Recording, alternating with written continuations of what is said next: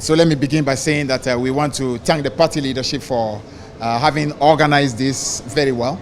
The questions were very to the point, generally to test our capacity to be able to lead this party and provide the leadership that we need in this very, very difficult moment. I'm also happy to inform you that at the end of the vetting, I happened to pick the number 2 position on the ballot.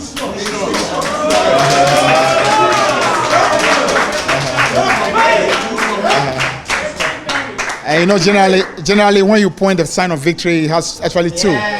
So we are confident that by the time we are through with our campaign from the length and breadth of this country, victory definitely will be our portion. And our victory is not just about us; it's actually a victory for the party and also a victory for the country. And that brings me to the real thing I want to talk about. That this mission is a mission for the soul of this country. We are not on a mission for some kind of personal gratification or some amount of getting a position that we can boast about, not at all.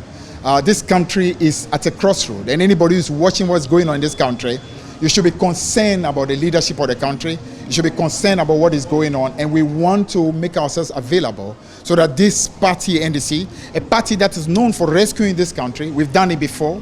In 1982, when this country was on the brink of collapse, our predecessor, that was the PNDC, savaged this country, brought us from the point of disaster, from the point of collapse, and settled on a path of stability. That actually has brought what you call the stable democracy we have today. And we've done it again when we came into power, both in 1993, and again when we came back to power in 2009. We've been a group that is very dedicated towards helping this country. We don't make a lot of noise, but we work hard for the country. Now, those of you who are seeing what is happening in the country today, you know that this is a country on its knees. It's not just an economic collapse. I say all the time, the worst problem we have today is a moral collapse.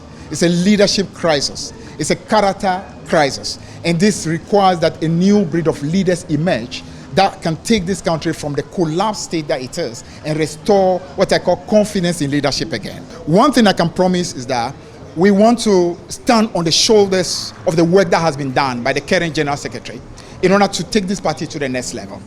That level means, for example, this party has to become increasingly more data-driven. So, for instance, I should be at the party headquarters right here and be able to real-time know what is happening in Beno Clinic, which is my own branch in Ketu South in Aplau. I should be able to know in real time. I shouldn't have a situation where I don't have an idea what's happening in different branches, different constituencies at the same time. To do that means the party must be much more data-driven. And you can trust that we will make sure we reach that level. So, for example, if I can know what's happening in Beno Clinic on a daily basis, I'm able, for example, to coordinate with the Ketu South chairman, who is right here, with the branch chairman in that Beno Clinic to find what solutions should be brought to that particular branch on a daily basis. The same way, we should be able to know what are ways in which we can increase our vote in different places. This thing is not the days where people thought the leadership is all about chobo hey. Those days are long gone. You understand? It's a scientific age to be able to understand what is going on, have a comprehensive understanding, and draw solutions. You understand? So I believe that is how we ought to go to the next level. In terms of the youth in particular, I can tell you, my greatest passion is how to find ways in which we can unleash the creativity of young people. I believe this party has got millions of young people who have very creative solutions. I say that because having been in position as a communication person of this party, some of the people who gave me some of the greatest satisfaction were young people I work with. Those young people I set up, for example, the Setting the Record Straight with. They were young guys who brought beautiful ideas and were able to accomplish so much together. When, for example, I took upon myself to collate results for this party, I can tell you, 90% of the guys who are working with were just young guys, both in 2008 and 2012. And they were dynamic, were able to find solutions and got that job done for the party very quickly. In all positions I've been, whether as a finance minister, deputy minister, or transport minister, or a Greek minister, you speak to young people, they'll tell you if there was one person who was constantly very passionate about ensuring that young people were involved, their solutions were found, they could be in the forefront of things. That's me. So if there's one group in NDC that should be celebrating, it's young people. Coming from a general secretary who is really passionate about them. My aim is that we should turn this party into a party where young people are so creative that becomes a competition for MPP to want to also have young people who can be as equally creative as us. So it becomes like a competition of excellence that can actually make this country a better country. What is most important on election night is not the press conferences that are done. In 2020, unfortunately, you will notice that that first night, I mean, the people who were in charge were very busy doing press conferences. That's a no, no, no. In 2008, in both first round and second round, no press conference. Not the first night, nor the second night. In fact, in the second round of 2008, we did a press conference, and that was done by the flag bearer of the party, Atta Mills. And the reason why he did that press conference because we already have secured all our results. So what you do is that the first two nights, you have to secure your result. Some of you, I'm sure you've heard, for example, that the real problem for NDC that we had in the strong room, two people who went asking for biscuits to drink, to take with their tea. I'm sure you've heard that story. That they left the strong room, they went to see John Mahama. Let me just tell you, what they did was not the best thing. They should have remained in the strong room all through. They should not have gone to see John Mahama. But the real problem was not at all with the two. If you're in the strong room, you don't have result, there's nothing you can do. The evidence of the name of the game is evidence. And the evidence is getting your results. If you don't have your result, you can hold AK-47 in the strong room. There's nothing you can do. So the reason why we succeeded in 2008 in that strong room was because we had a coalition system that delivered those results by the second night. And once you are getting your result by the second night, you are strong enough to go into that strong room and stop any stealing from happening. So 2024, the way to succeed is to ensure that we get those results latest by the second night. I can guarantee you, I don't want to boast about it, but I can guarantee you that 2024, we actually can get the result by the first night. And it's not rocket science. It's not rocket science at all. It can be done. As to how we are going to do, I won't disclose in the public, but I can guarantee you, and mark my words, we will be able to deliver those results by the first night. So therefore, if anybody had any plans to want to steal the result in 2024, the person better start thinking again, because just as we stopped them in 2008, we, under my leadership as a general secretary, we will stop any shenanigan, any stealing that may happen from on the part of our friends in MPP. I said that we are presenting ourselves today to work for this country by first starting to work for this party.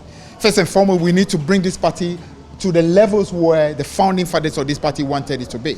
It's a party that was founded by patriots, people who love this country and made sacrifices to be able to let this party rise to the level it is. We want to continue on where they have left off and be able to take this party to the next level, restore the faith of our supporters, restore the faith of the party workers from the branch level to the constituency level, to the regional level, to the national level, and be able to give inspiration to the millions of people voting our party from every, what you call, nook and cranny of Ghana, from north, south, east, and west. We want to restore that confidence again. And I believe we can do that. So, if there's anything short I want to leave with you today, is that this actually is a mission of destiny, a mission that will help first and foremost NDC to be able to recapture power from the hands of a group that literally have destroyed the soul of this country, turn this country into nothing but a bunch of liars, a bunch who don't tell the truth, people who have turned this country into a nation of corrupt leadership. We need to restore leadership back again, and for the people to have faith in that leadership. Then we can start the restoration of this country, restoring the economic infrastructure, restoring the economy of the country, bring back confidence into the country, and give hope to the young people of this country.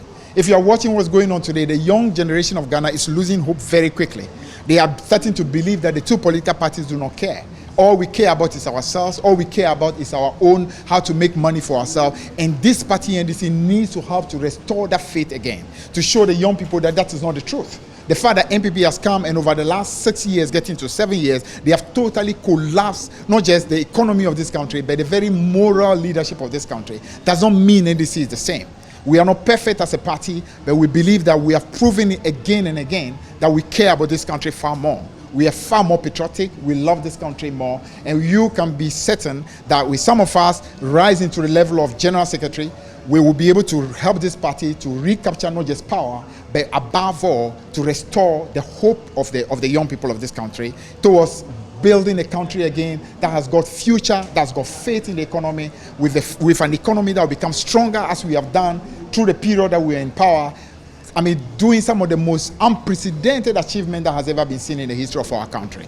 You do know. The MPP, with all the resources that they've had over the last 8 years, cannot match the achievement that we had with far less resources over the period of 8 years that we were in power. Not to talk about what we did previously when Rawlings led us as a leader, not to talk about the great things that we did when the NDC was in leadership. So we are a group that loves this country. We've proven it again and again, and I can give you the assurance that given the opportunity as General Secretary, we will help to restore what I call the real foundations of this party, the principles of this party that will enable especially the young people to have hope that a future can be established again, a future that will bring good for them, a future that will actually take us as a country to the next level where we ought to be. The most important thing now is to have leaders who absolutely 100% can be trusted, because we are dealing with a political party in power that will do everything possible to be able to subvert the will of the people again. Now, in 2020, we saw that situation. My two colleagues I'm contending with both were in that situation in 2020. One of them was in charge of the elections, as the director of elections. The other was the deputy general secretary in charge of operations. So effectively, those two were in the very heart of the operations of the party, and they clearly failed in their job. They both slept on their job. One who was in charge of the director of election was unable to ensure that even the collation of the result was done on time. And of course, if you fail to collate result on time, you cannot blame the opponent for stealing that election. I was communication officer or propaganda secretary in 2008, and I took an additional job of collating results on behalf of this party, and we did it on time, and that was what saved this party in 2008 when MPP tried the same thing that they tried to do in 2020. They failed to do. Now, so if you are director of elections and you fail to do that, you clearly have failed your responsibility. If you are deputy general secretary in charge of operations and you are not able to ensure that operations are done in a manner that we can get results transmitted on time for us to know exactly where we stand by the second night, it simply means that you have forfeited your claim to being a good leader of this party. On the back of that, I think you need a leader who clearly will ensure that we do not have that repeating in 2024. You need a leader who can absolutely be trusted. You need also a leader in these days who can speak to the economy, because the debate is going to be about the economy in 2024. So if you have a general secretary who himself is a master of that subject, who can actually lead the party in support of the flag bearer and the running mate, we are going to make that campaign very easy for ourselves. That's what we did in 2008. If you remember 2008, we have Prof. Mills leading one campaign, John Mahama, the running mate, leading one, John Rawlings, the flag bearer, the founder of the party, leading the third one. Then we had the fourth one known as Setting the Record Straight, that was led by myself. I believe in 2024, we need that opportunity again to allow the flag bearer to lead one, the running mate lead another. Then you can have the party itself championing the third campaign, and that can be led by the general secretary. That would ensure that whoever leads the campaign of the MPP would absolutely have no sleeping place until we win power in 2024. For more news, please visit our website graphic.com.gh, or follow us on Facebook at Daily Graphic and on YouTube and Twitter at GraphicGH. Subscribe now.